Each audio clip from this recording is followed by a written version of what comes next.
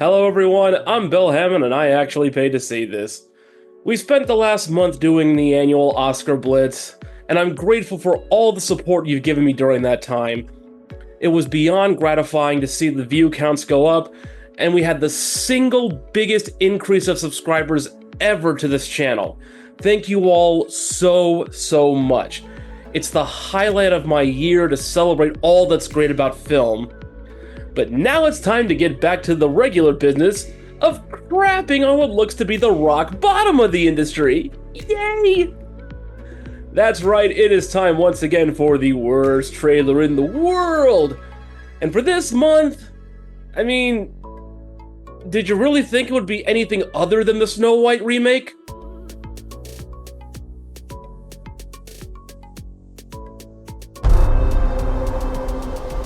You know, nothing says original Disney princess like the girl from the West Side Story remake staring dead-eyed out of a window while lazily holding a broom. This was my father's kingdom, a place of fairness, but the queen changed everything. Care to explain exactly how that happened? Or are we just gonna go the standard Disney route of assuming the good parent is dead? Take him away! Your Majesty. What did you say? She said, Your Majesty. You know, the entry-level go-to address to any member of royalty. How is this threatening? Why would it deserve that tone of voice? Can we please make some sense? Are we even 10 seconds in? You know, I really don't remember you being this opinionated. Are you seriously telling me that the thought process for this film was that Snow White is a hero because some lady once told her to shut up?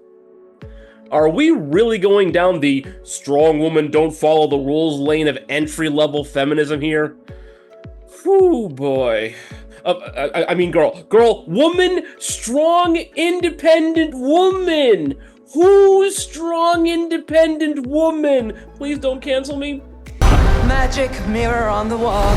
Who is the fairest of them all? Now see, this is the problem with doing all these remakes and trying to retcon them into the Disney canon. Just 2 years ago, we had that awful Wish movie that was basically just 85 minutes of Easter eggs and Snow White references, including turning Chris Pine into the Magic Mirror as a punishment because he was, I guess, irredeemably evil for using a dark spell once to actually run his kingdom efficiently and logically and by a rule of law. You know, truly a monster. Anywho, is the mirror now evil? Or did it lose its sentience? How does this work? Why are we trusting anything it says at all? And more importantly, who's gonna give the guided tours of roses now? You've created a swirling vortex of suck by painting yourselves into these corners, Disney. Now it's up to you to either explain them or please change course. Famed is thy beauty, Majesty, but a lovely maiden I now behold. And that right there is the fundamental problem with doing this movie and the exact reason why it's going to fail. Just like with Snow White and the Huntsman a decade ago, you are operating from a false premise. Just like that movie's really weird pairing of Kristen Stewart with Charlize Theron, there is no universe anywhere where Rachel Zegler is objectively more attractive than Gal Gadot. One is an entitled Gen Zer who can barely sing or act, and the other is freaking Wonder Woman. I'm sorry, it just can't work. This is why we have animation. You can draw Snow White to be charming and beautiful and flawless compared to an aging queen who still kinda has her looks but is clearly losing them. In live action, you're telling us to buy into something patently absurd. There's suspending disbelief, and then there's hanging disbelief from a gallows. I look at you, and I just want to be the fairest of them all. Are they seriously gonna try to have the word fair have this double thematic meaning? Like, good looking, but also even-handed and judicious? Because the remakes have never been smart enough to handle something like that. The entire brand is about being dull, lifeless cash grabs that add nothing of merit or consequence to the flippant proceedings. Don't try to be clever now. The Queen is evil. You must flee into the woods. Yes, flee into the dark, cheap, fake-looking CGI woods, and once again completely defeat the purpose of a live-action remake. My parents always said this forest was a magical place. Oh, I'm sorry. What knockoff of a knockoff of a knockoff of a knockoff of a Spirit Halloween store did you get that costume from? I've seen more convincing wardrobe from those creepy buskers on Hollywood Boulevard. She looks less like Snow White than she does the last resort for entertainment at a kid's birthday party. Oh my god. Hello? Is there anybody here? Nope. And there still won't be any even when the dwarfs show up. I love how this movie is trying to reframe Snow White as a crusader for justice and fairness, but it still has her be completely okay with breaking and entering. You know, because if a mirror says you're attractive, you're officially above the law. That's how it works. Ah! Oh god! Kill it! Kill it with fire! Kill it with fire right now! Burn it to the ground! Douse it with water to put out the fire, and then kill it with fire again! Get it away from me! Get it away from me! Why, it's a human. What did you think I was? Nightmare fuel CGI like the rest of us. Again, what is the point of making this movie if you're just gonna animate 90% of it anyway? You'll be safe from the Queen here. But not from the Uncanny Valley. The Queen stole everything from all of us. It's time to restore our kingdom. Alright. I understand that the original film is almost 90 years old. And if you're going to update it, you can't just have the same naive fairy tale princess as a damsel in distress with no agency. I get it. Truly I do. But having Snow White leading a freaking rebellion? That's just a bridge too far. There is nothing in her character that would ever suggest that level of forethought or initiative to start a revolution.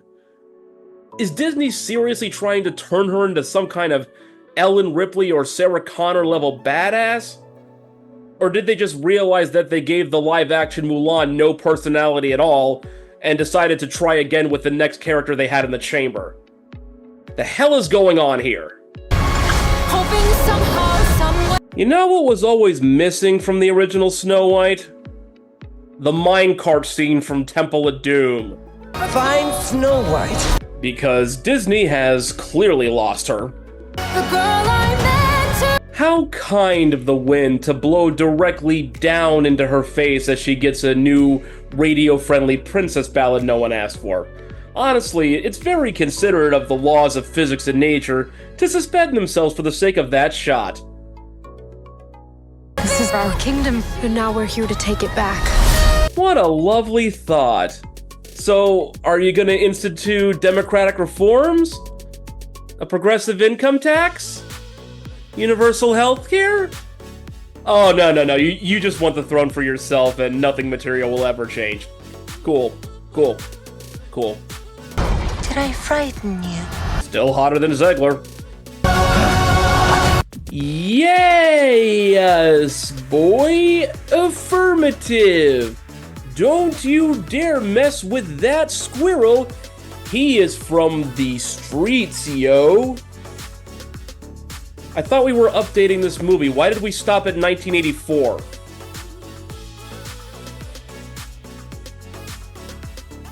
And there it is, the worst trailer in the world for this month.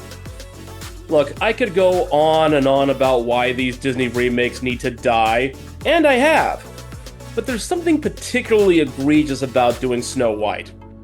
There's plenty to call out, from Rachel Zegler's cringeworthy public statements about the story, to the baffling decision to make CGI dwarves rather than just casting little people, to the fact that nearly every scene in this trailer makes the film look like the cheap knockoff copy films that you used to find in the bargain bin at your local video store that tried to pass themselves off as the real thing. But more than that, remaking this particular film represents a very sad nadir for Disney.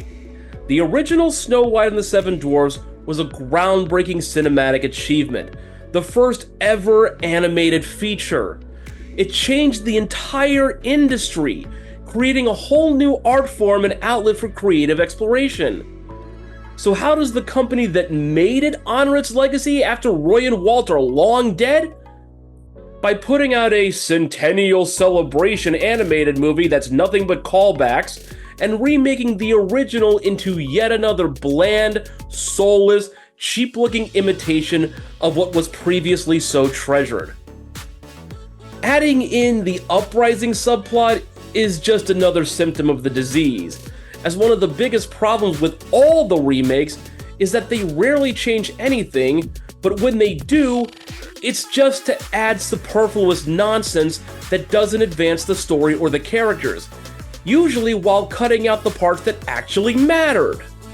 It's tragically ironic that as Disney enters its second century, the corporate focus seems to be all about making maximum profit off of the destruction of what made it iconic in the first place.